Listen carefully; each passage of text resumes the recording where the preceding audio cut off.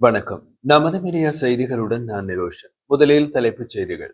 Operation சிந்தூரில் Pakistan ராணுவம் இழந்தது என்ன? பட்டியலிட்டு இந்திய விமானப்படை. ஆக்கிரமிப்பு காஷ்மீரில் நடந்த கொடூர மனித உரிமை மீறல்களுக்கு பாகிஸ்தான் பொறுப்பேற்க வேண்டும். அமெரிக்க வரி விதிப்பால் இந்தியாவுக்கு ஏற்பட்ட இழப்பை சமன் செய்யும் ரஷ்ய ஜனாதிபதி புட்டின் திட்டம். ஐரோப்பிய நாடுகளுக்கு ஏற்றுமதியாகும் இந்திய டீசல் தொடர்ந்து அதிகரிப்பு.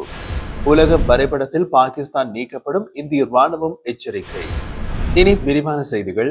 இந்திய விமானப்படை தினம் வரும் 8ஆம் தேதி கொண்டாடப்பட உள்ள நிலையில் அதை முன்னிட்டு டெல்லியில் செய்தியாளர்களிடம் பேசிய இந்திய விமானப்படை தளபதி air chief marshal B Singh, இந்திய விமானப்படையின் தொலைநோக்கு திட்டங்கள் ஆபரேஷன் சிந்தூரின் போது பாகிஸ்தானுக்கு ஏற்பட்ட இழப்புகள் குறித்த கேள்விகளுக்கு பதிலளித்தார்.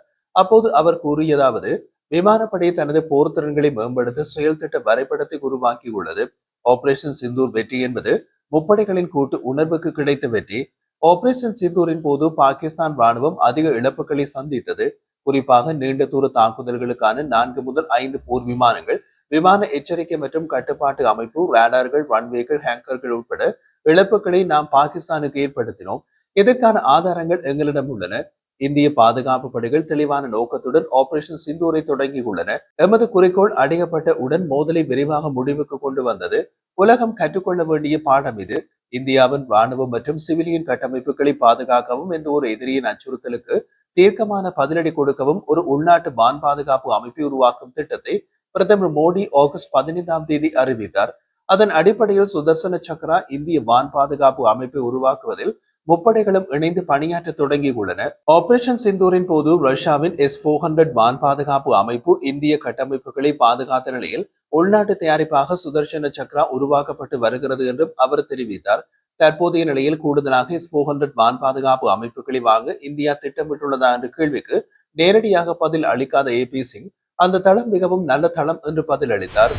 ஆக்கிரமிப்பு காஷ்மீரில் போராட்டக்காரர்களுக்கு எதிராக நடந்த மனித உரிமை மீறல்களுக்கு பாகிஸ்தான் அரசு பொறுப்பேற்க வேண்டும் என்று இந்தியா வலியுறுத்தியுள்ளது. பாகிஸ்தானில் ஆக்கிரமிப்பு காஷ்மீரில் காஷ்மீர் அகதிகளுக்கு ஒதுக்கப்பட்ட 12 நாடாளுமன்ற தொகுதிகளை ரத்து செய்ய வேண்டும் என்றும், வரிச்சலுகை, உணவு மற்றும் மின்சாரத்திற்கான மானியங்கள் வழங்க வேண்டும், மேம்பாட்டு திட்டங்களை நிறைவு செய்ய வேண்டும் என்பன உட்பட 38 கோரிக்கைகளை முன்வைத்து செப்டம்பர் 21ஆம் தேதி முதல் ஜம்மு காஷ்மீர் கூட்டு அவாமி நடவடிக்கை குழு தலைமையிலே போராட்டங்கள் நடைபெற்று வருகின்றன. நேற்றைய போராட்டத்தின் போது பாகிஸ்தான் பாதுகாப்பு படையினர் துப்பாக்கி சூடு நடத்தி கண்ணீர் புகை குண்டுகளை வீசி போராட்டக்காரர்களை கலைத்தனர். இதில் 12 பேர் கொல்லப்பட்டனர். 200க்கும் மேற்பட்டோர் காயமடைந்துள்ளார்கள். டாட்லியாவில் தொடங்கிய முசாபராபாத், ராவலகோட், நீலம், பள்ளத்தாக்கு மற்றும் கோட்லி வரை இந்த போராட்டங்கள் பரவியுள்ளன. போராட்டங்கள் தொடங்கியதிலிருந்து சந்தைகள், கடைகள் மற்றும் உள்ளூர் வர்த்தக நிறுவனங்கள் மூடப்பட்டுள்ளது. மொபைல், இணையம் மற்றும் லேண்ட்லைன் சேவைகளும் முற்றிலுமாக முடக்கப்பட்டுள்ளன. இதற்கிடையில் ஐக்கிய காஷ்மீர் தேசிய கட்சியின் செய்தி தொடர்பாளர் நசீர் அஜீஸ் கான் இந்த விவகாரத்தில் அவசர தலையீட்டுக்கு ஐக்கிய நாடுகள் சபை மற்றும் சர்வதேச சமூகத்திற்கு வேண்டுகோள் விடுத்திருந்தார். இந்த பின்னணியில் இந்த விவகாரம் குறித்து டெல்லியில் செய்தியாளர்களிடம் பேசிய வெளியுறவுத்துறை செய்தி தொடர்பாளர் ரந்தீப் ஜெய்ஸ்வால், பாகிஸ்தான் ஆக்கிரமிப்பு ஜம்மு காஷ்மீரின் பல பகுதிகளில் போராட்டங்கள் நடப்பது குறித்த செய்திகளை நாங்கள் அறிந்துள்ளோம். இந்த போராட்டங்களின் போது அப்பாவி பொதுமக்கள் மீது பாகிஸ்தான் படைகள் கொடூர தாக்குதல்களை நடத்துவது குறித்து அறிந்துள்ளோம். இது பாகிஸ்தானின் இயல்பான அடக்குமுறையும் அணுகுமுறையும். வலுக்கட்டாயமாகவும் சட்டவிரோதமாகவும் ஆக்கிரமித்திருக்கும் இந்த பிரதேசங்களில் இருந்து வளங்களை பாகிஸ்தான் கொள்ளையடிப்பதால் ஏற்பட்ட இயல்பான எதிர்ப்புணர்வு என்று நாம் இதை நம்புகின்றோம். பாகிஸ்தான் அதன் கொடூரமான மனித உரிமை மீறல்களுக்கு பொறுப்பேற்க வேண்டும் என்றும் ரந்தீப் ஜெய்ஸ்வால் தெரிவித்தார்.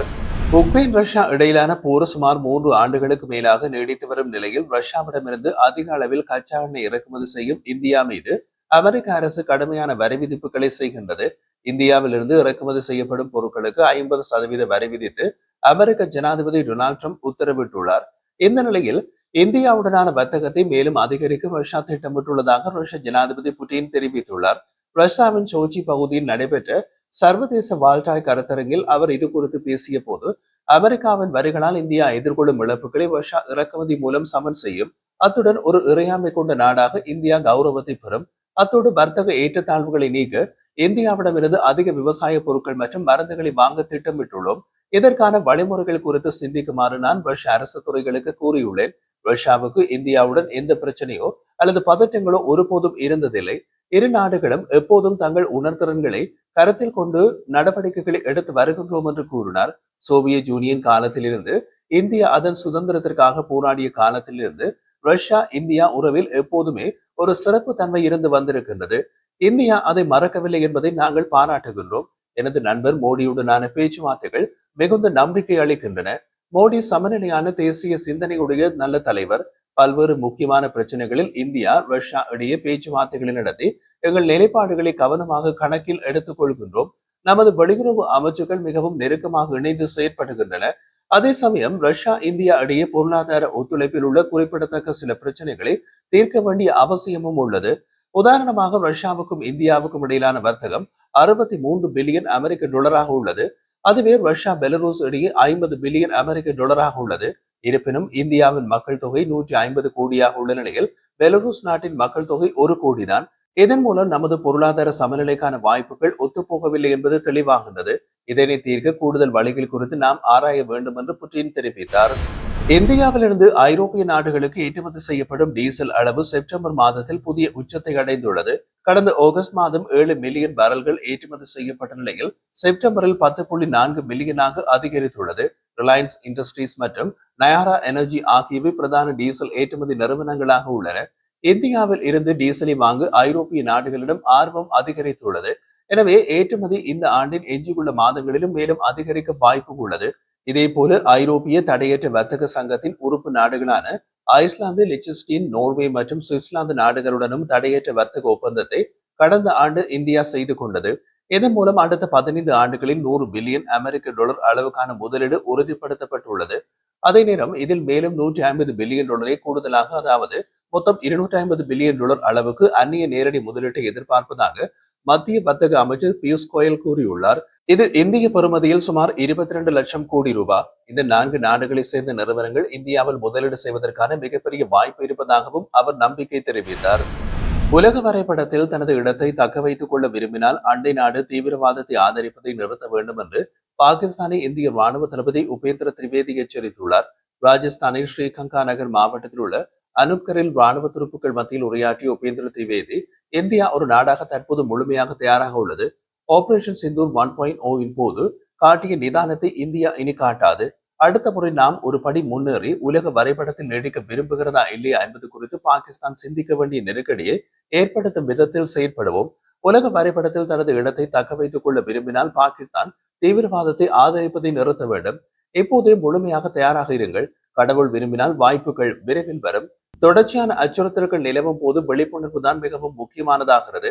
இந்தியா தனது ராணுவ மோதலின் போது பாகிஸ்தானில் உள்ள தீவிரவாத மறைவிடங்களை அம்பலப்படுத்தியது. இல்லாவிட்டால் அவை உலகின் பார்வையில் இருந்து மறைக்கப்பட்டிருக்கும். பாகிஸ்தானுக்குள் 9 தீவிரவாத தளங்களை இந்தியா குறிவைத்தது. இதில் 7 தளங்கள் இந்திய ராணுவமும் 2 தளங்களை விமானப்படையும் குறிவைத்தன. தீவிரவாத இயக்கத்தினருக்கு தீங்கு விளைவிக்க வேண்டும் என்ற அடிப்படையில் மட்டுமே இலக்குகளை நாங்கள் அடையாளம் கண்டோம். ராணுவ தளங்களை தாக்குவதே எங்கள் நோக்கம். அந்த நாட்டின் பொதுமக்கள் மீது எங்களுக்கு எந்த புகாரும் இல்லை. பாகிஸ்தான் தீவிரவாத இயக்கத்தினருக்கு நிதி உதவி செய்வதால் தான் அந்த இலக்குகள் தாக்கப்பட்டன என்று தெரிவித்துள்ளார்.